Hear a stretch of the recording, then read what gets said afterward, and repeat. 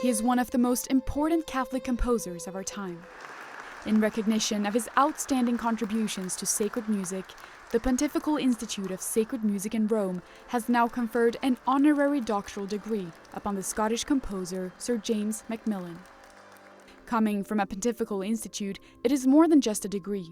It is a recognition that an artist's work has served the Church's mission. The Institute was founded in 1911, and since then we have only conferred 29 doctorates honoris causa. So, Sir James MacMillan is the 30th one.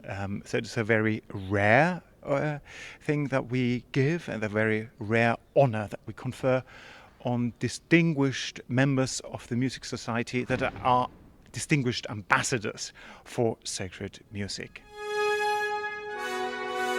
MacMillan's music has been featured at royal and state occasions, as well as major Catholic events, including Pope Benedict XVI's visit to the UK and John Henry Newman's beatification in 2010.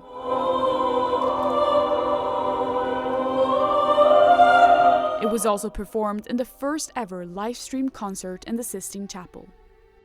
MacMillan was knighted in 2015 and awarded the King's Medal for Music in 2025 for his services to music, and has often spoken publicly about the role of faith in composing music. And as a Catholic composer, I've seen and heard the way that music is used for our liturgical prayers ever since I was a little boy. And that is a very special vocation for a composer. It is different from writing for the concert world, because the responsibility in the composer writing music for liturgy is that we are providing music which is meant to carry the thoughts and the deep prayers and devotions of the assembly to the altar of God. Although composers' music may sound different across the centuries, Father Robert noted that the process of creating sacred music is much the same for contemporary artists.